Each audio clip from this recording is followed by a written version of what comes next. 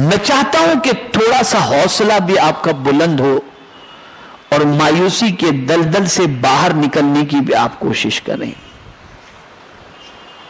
میں نے جس آیے کریمہ کی تلاوت کا شرف حاصل کیا اس میں رب قدیر جل جلالہ ارشاد فرماتا ہے قل، میرے محبوب آپ فرما دیجئے یا عبادی الذین اسرفوا علی انفسہم، اے میرے بندو جنہوں نے بھی اپنی جان پر ظلم کیا. ماشاءاللہ علماء بھی بیٹھے ہیں، کچھ نکات یقیناً ان کی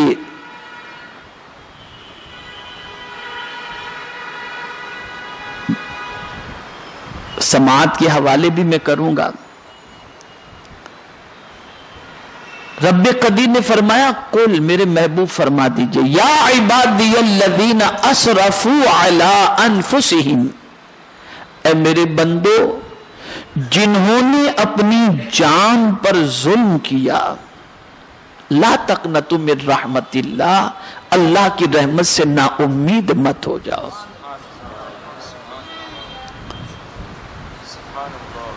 انداز دیکھیے قرآن مقدس کا، گنہگار کو بھی میرے کریم نے فرمایا تو میرے بندوں کہہ کر کے فرمایا یا عبادی، اے میرے بندو. اور حضور صلی اللہ علیہ وسلم کے ذریعے اے میرے غلاموں.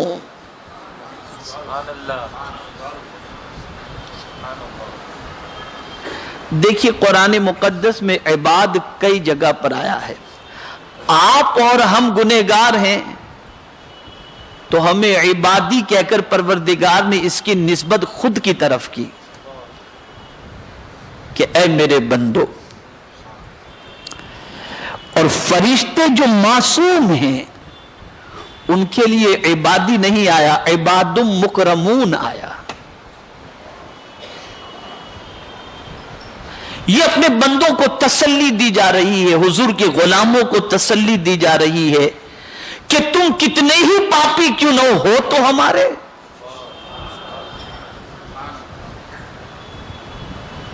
نسبت تو ہمارے ساتھ ہے. اور اسی کے ساتھ ساتھ آپ یہ دیکھیں اسرفو کہا گیا، گناہ کا ذکر نہیں. کیا گناہ کیا؟ کیا تم نے اپنی جان پر ظلم کیا؟ یہ نہیں بتایا جا رہا، مطلق کہہ دیا گیا اسرفوا علی انفسہم، جنہوں نے بھی اپنی جان پر ظلم کیا. اسی لیے فرمایا گیا جو کریم آج گناہوں کو چھپائے رکھا ہے وہ محشر میں بھی چھپا لے گا. آج ستر پوشی اس نے کی ہے، قیامت میں بھی وہ ستر پوشی فرمائے گا. ظلم کا تذکرہ نہیں، گناہ کی لمبی چوڑی لسٹ نہیں، گناہ کی کوئی تفصیل نہیں. اور اس کے بعد فرمایا گیا لا تقنطوا من رحمت اللہ، اللہ کی رحمت سے نا امید مت ہو.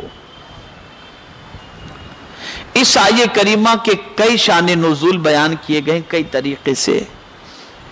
ایک تو یہ شان نزول بیان کیا گیا کہ حضور صلی اللہ علیہ وسلم کے چچا سیدنا امیر حمزہ رضی اللہ تعالی عنہ کو جس نے شہید کیا تھا وحشی نے، جو بعد میں اسلام قبول کیے اور صحابی رسول بنے، وحشی نے حضور صلی اللہ علیہ وسلم کی بارگاہ کے اندر یہ خط لکھا کہ میں گنہگار ہوں، میرے دامن پر جرم کے کئی دھبے لگے ہوئے ہیں، اگر میں اسلام قبول کروں تو کیا وہ میرے گناہ معاف ہو جائیں گے؟ تو پھر آیے کریمہ نازل ہوئی الا من تاب وآمن وعمل صالحا، مگر وہ توبہ کرے، ایمان لے آئے اور نیک عمل کرے. تو فوراً وحشی نے کہا میں توبہ بھی کر لوں, ایمان بھی لے آؤں, لیکن اگر نیک عمل کا موقع نہ ملا تب میری موت واقع ہو جائے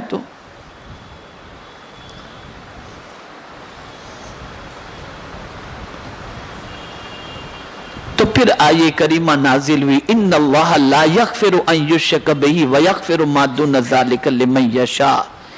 بے شک اللہ عز و جل شرک کے گناہ کو معاف نہیں فرماتا, اس کے علاوہ جو بھی گناہ اللہ چاہے تو معاف فرما دے. وحشی نے جب یہ سنا تو کہا مجھ سے شرک بھی ہوا ہے, تو شرک تو معاف ہونے والا نہیں, اور قرآن مقدس میں یہ آیے کریمہ موجود ہے.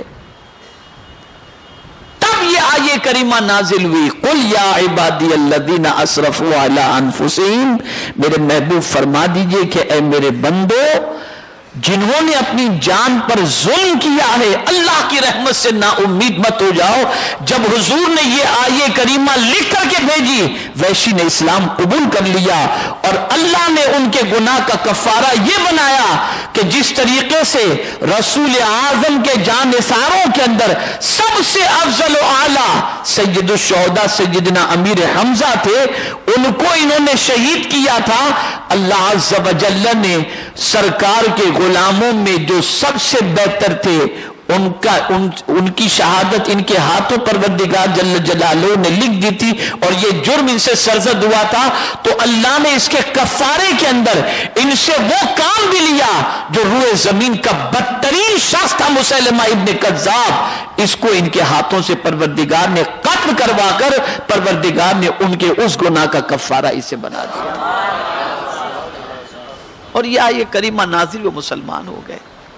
البتہ حضور صلی اللہ علیہ وسلم نے حضرت وحشی سے فرمایا تھا میرے سامنے کم آیا کرو, اس لیے کہ جب تم آتے ہو تو تمہیں دیکھ کر میرے چچا مجھے یاد آ جاتے ہیں. تو یہ آیے کریمہ امید دلا رہی ہے.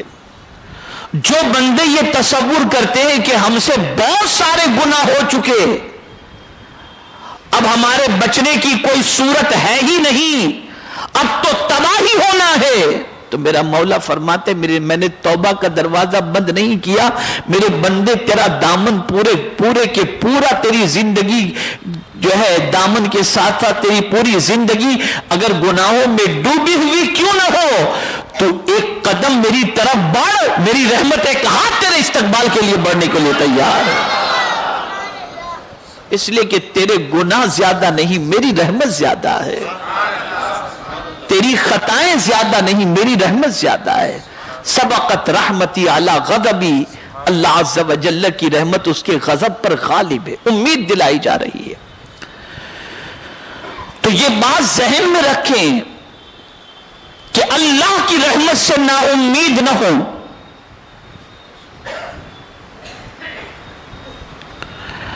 اللہ کی رحمت سے نا امید نہ ہو, اور یہ نہ سوچیں کہ گناہوں کی وجہ سے تو اب ہلاک ہی ہونا ہے, بلکہ اللہ کی بارگاہ میں امید رکھو کہ سچے دل سے توبہ کر لیں گے, اللہ ہمارے گناہوں کو معاف فرما دے گا. اور یہ حدیث مبارکہ ذہن کے اندر رکھو, اللہ اپنے بندوں کے ساتھ اس کے گمان کے مطابق سلوک فرماتا ہے. بندہ جیسا اللہ سے گمان کرے گا اللہ اسی گمان کے مطابق اس کے ساتھ سلوک فرمائے گا. بھائیے میں قرآن مقدس کی ایک آیے کریمہ آپ کے سامنے پیش کروں کہ نا امیدی کے اندر پروردگار کس طرح سے امید کے اپنے جلوے دکھاتا ہے اور مرادیں پوری کرتا ہے. میں قرآن کی روشنی میں سمجھاؤں, ایک مرتبہ درود شریف پڑھ لیں. اللہم صلی علی سیدنا ابراہیم سیدنا محمد وعلی آل سیدنا محمد وعلی آل وصحابہ وبارک وسلم صلاۃ و سلام علیک یا سیدی یا رسول اللہ صلی اللہ تعالی علیہ وسلم. حضرت ابراہیم علی نبینا علیہ الصلاۃ والتسلیم کی عادت مبارکہ تھی کہ کبھی تنہا نہیں کھاتے تھے, کسی نہ کسی کو ساتھ لے کر کے ہی کھاتے تھے. کچھ دنوں سے کوئی ملا نہیں تو آپ نے روزہ رکھ لیا کہ کہ کوئی مہمان ہی نہیں ہے، میں اکیلا کیسے کھاؤں؟ اور یہ خلیل کی بھی سنت ہے اور حبیب کی بھی سنت ہے کہ تنہا نہیں مہمانوں کے ساتھ کھانا کھایا کر۔ آج مہمان کو دیکھ کر منہ ٹیڑھا ہو جاتا ہے، نہیں، نہ بگاڑا کرو۔ مہمان جب آتا ہے تو اس کے آنے سے پہلے اللہ کی رحمت تمہارے گھر میں پہلے پہنچ جاتی ہے۔ مہمان کی آمد بہت بڑی چیز ہے، بہت بڑی نعمت ہے۔ تو حضرت ابراہیم علیہ الصلاۃ والتسلیم کئی دنوں سے مہمان کے انتظار میں تھے، کوئی مہمان نہیں آیا تو روزے سے تھے آپ۔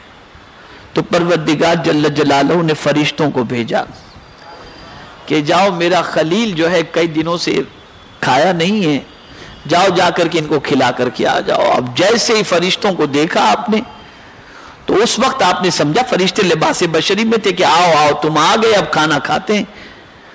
تو آپ نے بہترین کھانا تیار کروایا، اور جب کھانا تیار ہو گیا اور کھانے کے لیے جب بیٹھے تو حضرت ابراہیم علیہ السلام تو کھانا شروع کر رہے ہیں، اب مہمانوں کا ہاتھ نہیں چل رہا، مہمانوں کا ہاتھ نہیں چل رہا تھا۔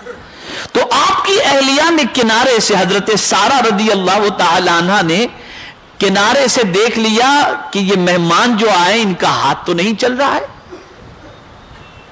تو آپ نے اشارے سے یا زبان سے اپنے شوہر سے کہا ذرا دیکھو تو صحیح، یہ لوگ تو نہیں کھا رہے ہیں، ان کے ہاتھ رکے ہوئے ہیں۔ تو حضرت ابراہیم علیہ السلام نے جیسے ہی دیکھا تو دیکھا ان کے ہاتھ نہیں چل رہے، تو سمجھ گئے یہ انسان نہیں، اللہ کی کوئی دوسری مخلوق نظر آ رہی ہے، سمجھ گئے، اور پھر سمجھ گئے کہ یہ فرشتے ہیں۔ اب قرآن کیا کہتا ہے سنیے، وَلَقَدْ جَاءَتْ رُسُلُنَا إِبْرَاهِيمَ بِالْبُشْرَى قَالُوا سَلَامًا قَالَ سَلَامٌ فَمَا لَبِثَ أَنْ جَاءَ بِعِجْلٍ حَنِيذٍ، اور بے شک ہمارے فرشتے ابراہیم کے پاس مزدہ لے کر آئے، بولے سلام کہا۔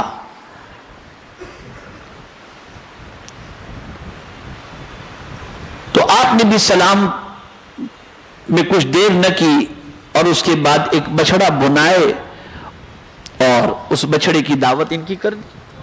اب کیا ہوا، پھر جب دیکھا کہ فلما رأى أيديهم لا تصل إليه نكرهم وأوجس منهم خيفة قالوا لا تخف إنا أرسلنا إلى قوم لوط، پھر جب دیکھا ان کے ہاتھ کھانے کی طرف نہیں پہنچتے اور ان کو اوپری سمجھا اور جی ہی جی میں ان سے ڈرنے لگے، یعنی یہ عجیب مخلوق ہے، کھانے کی طرف ان کا ہاتھ نہیں بڑھ رہا۔ ارے کھانا اور اتنا اچھا بنا ہوا ہو، بچڑے کا گوشت بنا ہوا ہو، اور کوئی کھانے کی طرف ہاتھ نہ بڑھائے تو یہ حیرت تو ہوگی۔ تو حضرت ابراہیم کو حیرت ہوئی کہ یہ کھانے کی طرف ہاتھ نہیں بڑھا رہے، تو وَأَوْجَسَ مِنْهُمْ خِيفَةً، تو حضرت ابراہیم علیہ السلام ڈر گئے کہ کون سی مخلوق ہے۔ تو قرآن کہتا ہے فرشتوں نے کہا قَالُوا لَا تَخَفْ اِنَّا أُرْسِلْنَا إِلَىٰ قَوْمِ لُوط، بولے ڈریے نہیں، ہم قوم لوط کی طرف بھیجے گئے ہیں۔ اب آگے سنیے، وَامْرَأَتُهُ قَائِمَةٌ، ان کی بیوی کھڑی تھی، فضحکت، وہ ہنسنے لگی۔ اب جب وہ ہنسنے لگی فرشتوں نے دیکھ لیا۔ اب بیوی کی عمر، حضرت سارہ رضی اللہ تعالی عنہ کی عمر اس وقت مفسرین فرماتے ہیں، بعض مفسرین نے 80 سال بتایا، بعض نے 90 سال بتایا، اور ان کے یہاں اولاد نہیں تھی۔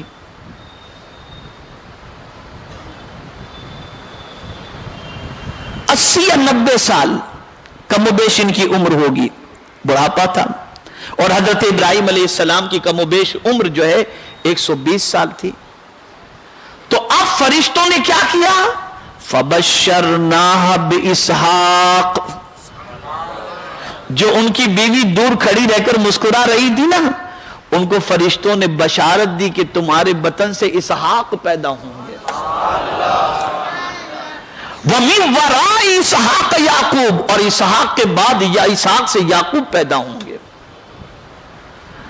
تو اب جب انہوں نے یہ سنا تو قالت، انہوں نے کہا یا ویلتا اَأَلِدُ وَأَنَا عَجُوزٌ وَهَذَا بَعْلِي شَيْخًا، بولی ہائے خرابی، کیا میرے بچہ ہوگا؟ میں بوڑھی ہوں اور یہ ہیں میرے شوہر جو بوڑھے ہیں۔ اب اس کا جواب جو ہے آگے سنیے پھر، ان ھذا لشیء عجیب، بے شک یہ تو اچنبے کی بات ہے، یعنی میں 90 سال کی، 80 سال کی، میرے شوہر 120 سال کے، ہم دونوں بوڑھے ہو چکے ہیں، اور کیا بڑھاپے میں ہمیں اولاد ہوگی؟ یہ تو اچنبے کی بات ہے۔ اب جو جواب انہوں نے دیا اسے سنیے اور اللہ کی امید پر قربان جائیے کہ کیسا وہ اپنے بندوں پر امید کا اظہار کرتا ہے اور کیسی کرم نوازی فرماتا ہے۔ تو فرشتوں نے کہا قالوا اتعجبین من امر اللہ، فرشتے بولے کیا اللہ کے کام پر اچنبا کرتی ہو؟ اللہ کے کام پر اچنبا کرتی ہو؟ رحمت اللہ وبرکاتہ علیکم اہل البیت انہ حمید مجید، اللہ کی رحمت اور اس کی برکتیں تم پر اس گھر والوں، بے شک وہی سب ہے، وہی ہے سب خوبیوں والا اور عزت والا۔ یعنی اے سارا، تم تمہارے بڑھاپے کو دیکھ رہے ہو، میرا مولا چاہے تو کوئی بڑھاپا اس کے نزدیک ہے ہی نہیں، وہ جب چاہے جسے چاہے اس کی گود کو بھر دیتا ہے، اس لیے اس سے نا امید نہیں ہونا چاہیے۔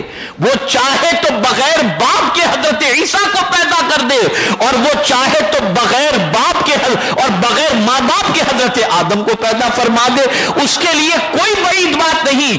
یہاں سے ہمیں ایک سوچ ملی، اور وہ سوچ کیا ہے؟ حالات کچھ بھی ہوں اللہ سے امید رکھو، وہ چاہے تو پل میں تمہارے حالات کو بدل سکتا ہے، یہ امید رکھنا چاہیے، نا امیدی کبھی نہیں ہونی چاہیے۔ اور اس پر حضرت ابراہیم نے کہا تم مجھے بشارت دے رہے ہو؟ مجھے بشارت دے رہے ہو؟ کہا ہاں بشارت دے رہے ہیں۔ تو پھر حضرت ابراہیم نے کہا وَمَن يَقْنَطُ مِن رَحْمَتِ رَبِّهِ إِلَّا الضَّالُّونَ، اللہ کی رحمت سے مایوس وہی ہوتا ہے جو گمراہ ہوتا ہے، میں اللہ کی رحمت سے مایوس نہیں ہوں۔ اور پروردگار نے بڑھاپے میں حضرت اسحاق کو پیدا فرمایا، اور حضرت اسحاق کے بعد حضرت یعقوب تشریف لائے، اور حضرت یعقوب علیہ السلام کو اسرائیل بھی کہتے ہیں۔ اسرائیل کے معنی ہوتا ہے اللہ کا بندہ۔ جتنے بھی انبیاء تشریف لائے وہ بنی اسرائیل ہی میں سے آئے، لیکن ایک میرے آقا ہیں جو بنی اسماعیل میں سے تشریف لائے،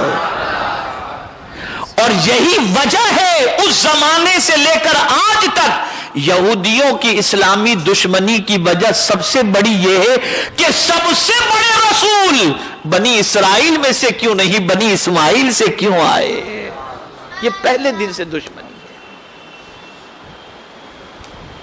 اس لیے کہ جتنے بھی انبیاء تشریف لائے وہ کسی علاقے یا کسی قوم کے لیے رحمت بن کر کے آئے، اور میرے مصطفیٰ ساری کائنات کے لیے رحمت بن کر کے آئے، سارے عالم کے لیے رحمت بن کر کے آئے۔ تو یہ بات مجھے آج آپ کو بتانی ہے ان آیات کی روشنی میں کہ کوئی چیز قدرت کے لیے ناممکن مت سمجھو۔ 2019 میں کیا ہوگا، نہ بعد میں کیا ہوگا، نہ یہ ہوگا نہ وہ ہوگا، کچھ مت سوچو، سب اپنے رب پر چھوڑ دو، یہ امید رکھو مولا تو جو کرے گا بہتر کرے گا، بس یہ امید رکھو۔ ہاں غرور نہیں ہونا چاہیے، تکبر نہیں ہونا چاہیے، اپنی غلطیوں کے بارے میں احساس ندامت ہونی چاہیے، گناہ کر کے اکڑنا نہیں چاہیے، گناہ کر کے جو ہے وہ تکبر نہیں کرنا چاہیے، بلکہ اپنے اندر ندامت ہونی چاہیے۔ اب میں آپ کو بتاؤں کہ رب اپنے بندوں کے گمان کے مطابق کیسا بندوں سے سلوک فرماتا ہے۔ ابھی آتے ہوئے ایک صاحب سے بات ہو رہی تھی، بڑی مایوسی کی بات وہ کر رہے تھے، میں ان کو امید دلا رہا تھا کہ اچھی امید رکھو، اچھی امید رکھو، وہ فرسٹریٹ ہو رہے تھے، میں ان کو سمجھا رہا تھا اچھی امید رکھو۔ میں آپ کو بتاؤں، حضرت داؤد علیہ السلام پر وحی، حضرت یعقوب علیہ السلام پر اللہ نے وحی نازل فرمائی اور پوچھا یعقوب تمہیں معلوم ہے کہ میں نے تم کو یوسف سے کیوں بچھڑ الگ کیا؟ حضرت یعقوب کے بیٹے کا نام حضرت یوسف، بچھڑ گئے تھے ماں باپ بیٹے دونوں، اور حضرت یعقوب علیہ السلام حضرت یوسف کو اتنا چاہتے تھے کہ اپنے بیٹے کی جدائی کے اندر حضرت یعقوب علیہ السلام اتنا روئے کہ آپ کے آنکھ کی بینائی چلی گئی. لیکن قربان جائیے، حضرت یعقوب علیہ السلام کی بینائی چلی گئی. حضرت یعقوب بھی نبی، حضرت یوسف بھی نبی.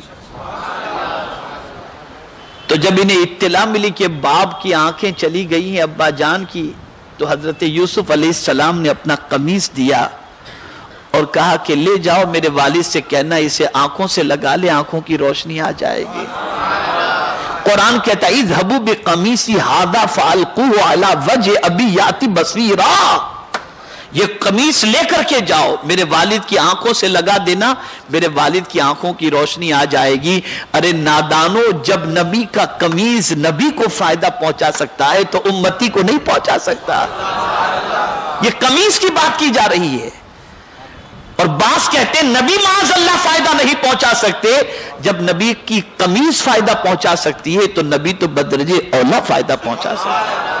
تو رب نے حضرت یعقوب علیہ السلام سے فرمایا یعقوب تمہیں معلوم ہے کہ میں نے یوسف سے تم کو کیوں جدا کیا؟ میں سمجھتا ہوں اگر یہ بات آگے کی آپ نے ذہن میں محفوظ کر لی تو بڑا فائدہ ہوگا. عرض کرتے نہیں مولا کا ایک وجہ ہے. وجہ یہ ہے کہ جب بھیڑیوں کا معاملہ اور ان کے بھائیوں کا معاملہ یوسف کے ساتھ پیش آیا تو تم نے کہا تھا اخاف ان یاکلہ الذئب، میں ڈرتا ہوں کہ کہیں بھیڑیے میں اس کو کھا نہ جائیں. بولے تھے نا یعقوب تم؟ کہا ہاں، یہ آیت قرآن میں موجود ہے. کہا تھا نا تم نے؟ کہا ہاں. کہا یعقوب تمہاری نظر بھیڑیوں پر اور بیٹوں پر پڑی، میرے کرم پر نہیں پڑی. اگر تمہاری نظر میرے کرم پر پڑ جاتی تو باپ بیٹے کو جدا میں نہ کرتا. ان کی کیا طاقت کہ وہ تکلیف پہنچا سکیں اور جدا کر سکیں. جو کچھ ہے میرے دستے قدرت میں ہے، میرے قبضے قدرت میں. اس لیے ہمیشہ یاد رکھو اللہ سے اچھا گمان کرو. اسی لیے کبھی ڈراؤنے خواب بھی دیکھو تو میرے پاس تو لائن لگی رہتی ہے تعبیر پوچھنے والوں کی، آتے رہتے یہ خواب دیکھا وہ خواب دیکھا، ڈراؤنا دیکھا، ایسا دیکھا ویسا دیکھا. ٹھیک ہے، بعض خواب اپنی جگہ پر ہے، اس کی تعویل بھی رکھی گئی ہے اور کتابوں کے اندر موجود بھی ہیں. لیکن اگر کوئی ایسا خواب جس کی تعبیر غلط بھی ہو رہی ہو تو صوفیاء کرام فرماتے بس اسی وقت یہ کہو کہ مولا یہ تعبیر تو غلط بتا رہی لیکن میں تجھ سے اچھا گمان کرتا ہوں، اس سے اچھائی میں تو بدل دے. اللہ کرم فرما کر اس سے اچھائیوں میں بدل دے گا.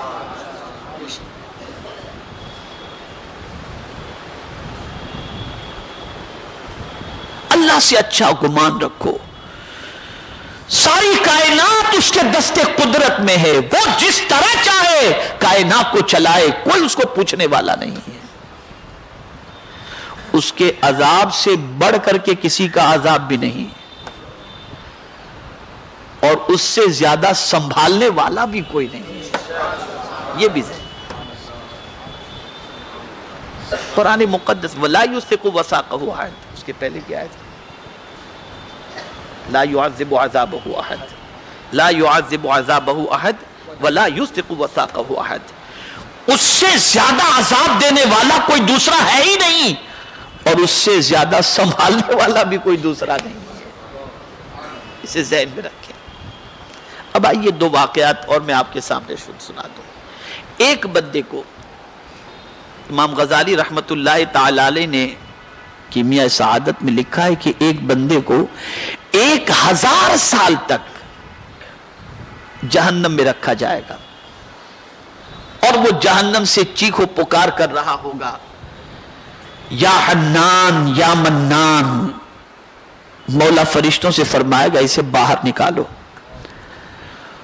اسے جہنم سے باہر نکالا جائے گا. رب اس بندے سے پوچھے گا میرے بندے یہ بتا جہنم کیسی جگہ ہے؟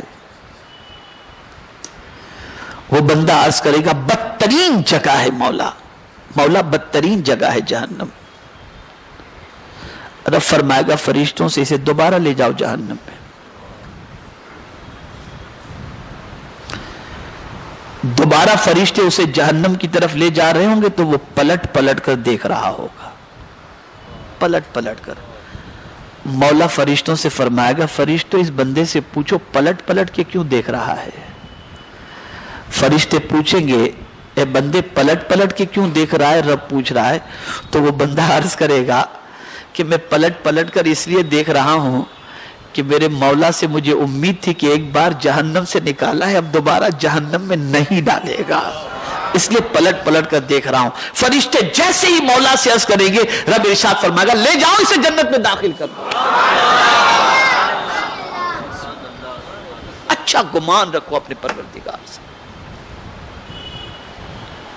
اچھی امید رکھو اپنے پروردگار سے۔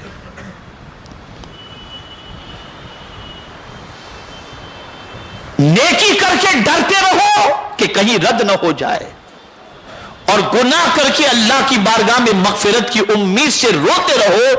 اگر یہ دونوں سچویشن ہے تو سمجھ لینا کہ آپ کا ایمان اللہ عز و جل نے صحیح رکھا ہے۔ یاد رکھیں ایمان کی جگہ دل ہے، اس کا اظہار وجود سے کرو، ہاتھ سے بھی ایمان ظاہر ہو، دل سے بھی ایمان ظاہر ہو، زبان سے بھی ایمان ظاہر ہو، اس کو اچھی طرح سے ظاہر کرو۔ ہمارا حال تو یہ ہے، نماز پڑھتے ہیں تو نیت کرتے ہیں 2 رکعت فرض اللہ کے واسطے، میرا کعبہ شریف کی طرف۔ حج کے لیے جاتے ہیں، حج اللہ کے لیے، زکوٰۃ اللہ کے لیے، روزہ اللہ کے لیے، سب یہ عبادات اللہ کے لیے، اور باقی زندگی کس کے لیے؟ اور باقی کی زندگی کس کے لیے؟ ہونا یہ چاہیے عبادات بھی تیرے لیے، اور جینا بھی تیرے لیے، اور مرنا بھی تیرے لیے، یہ ہونا چاہیے، سب کچھ اس کے لیے ہو۔ اسی لیے حضور نے خود جو کہا، قرآن نے کہا کہ محبوب جو تمہاری کیفیت بتا دو، تو کہا ان صلاتی و نسکی و محیایا و مماتی للہ رب العالمین، میری نماز، میری قربانی، میرا جینا، میرا مرنا، یہ سب کچھ اللہ رب العالمین کے لیے ہے، سب کچھ اللہ کے لیے۔ ارے دوستی بھی اللہ کے لیے کرو، دشمنی بھی اللہ کے لیے کرو، کھلاؤ بھی اللہ کے لیے اور کھاؤ بھی اللہ کے لیے، پہنو بھی اللہ کے لیے اور پہناؤ بھی اللہ کے لیے، ہر چیز بھی اللہ کے لیے ہونا چاہیے۔ ایک اور واقعہ سماعت فرمائیں۔ موت تو برحق ہے، اور مرنے کے بعد رب قدیر جل جلالہ سے ملنا تو ہے، لیکن ہم ملنے کی امید نہیں رکھتے نا، ڈرتے ہیں، پتہ نہیں کیا ہوگا۔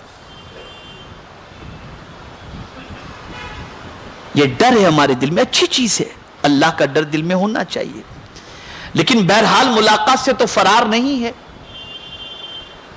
ہم تو جانتے ہیں کہ مرنے کے بعد اس کی بارگاہ میں حاضر ہونا ہی ہے، اس سے تو کوئی اختلاف نہیں ہے۔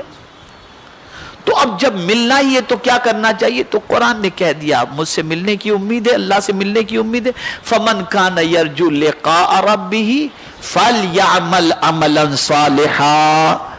جو اللہ سے ملنے کی امید رکھتا ہو اسے چاہیے کہ وہ نیک عمل کرے، وہ نیک عمل کرے۔ اب ایک واقعہ عرض کر کے میں اپنی گفتگو کو ختم کرتا ہوں۔ قیامت میں پروردگار مومنین سے سوال فرمائے گا، اے میرے مومن بندو تم مجھ سے ملنا چاہتے تھے؟ بندے عرض کریں گے ہاں مولا، ہم تیری ملاقات کے خواہش مند تھے، ملاقات کے متمنی تھے۔ تو رب فرمائے گا آخر مجھ سے کیوں ملنا چاہتے تھے؟ مجھ سے ملنے کی وجہ کیا تھی؟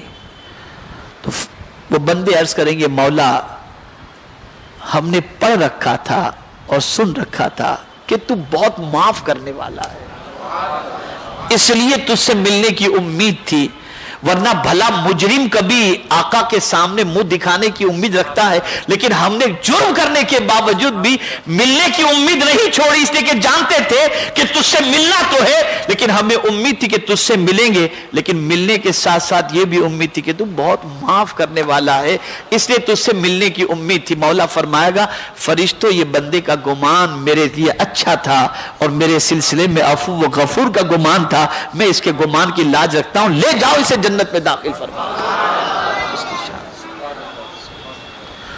अपने रब से हमेशा अच्छी उम्मीद रखो।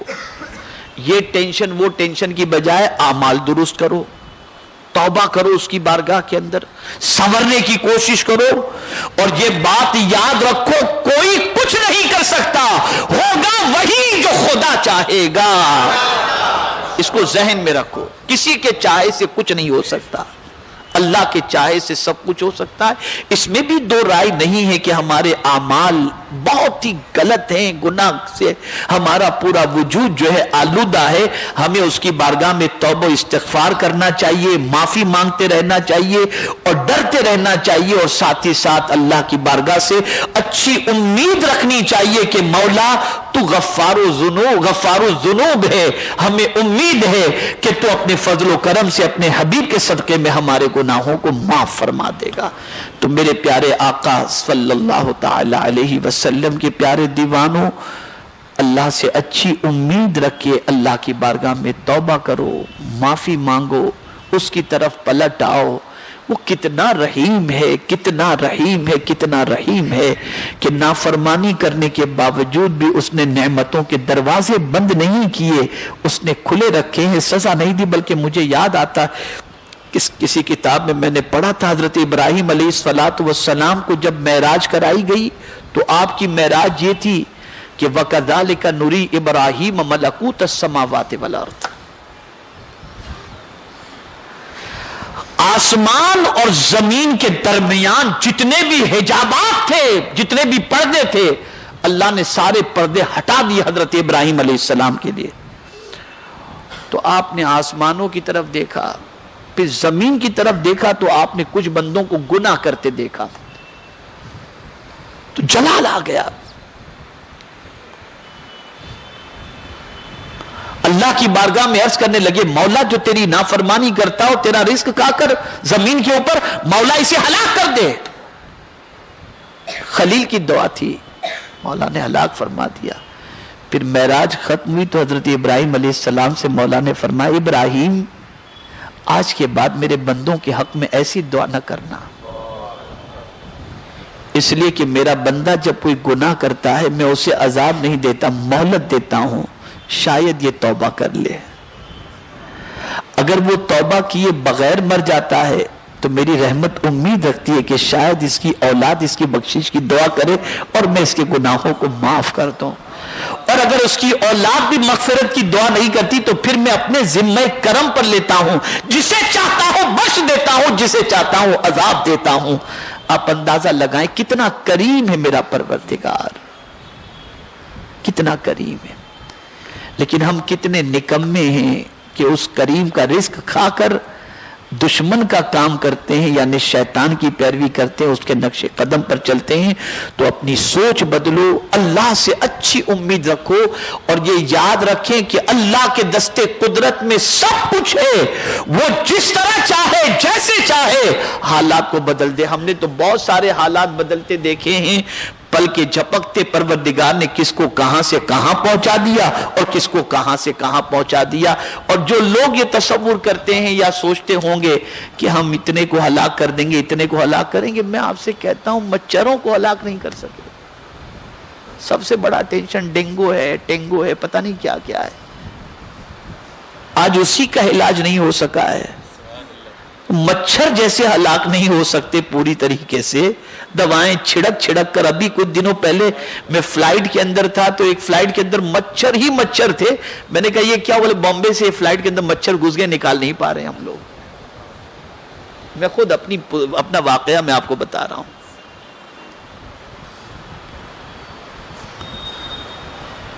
तो मच्छर हलाक नहीं कर पाए तो सबको कैसे, ये डरने की भी जरूरत नहीं है, बहुत ज्यादा खौफजदा होने की भी जरूरत नहीं है। और सुन लो ये भी अच्छी तरीके से, कुदरत चाहे तो वक्त के ताकतवर को मच्छर से हलाक फरमा दे, ये उसकी शान है।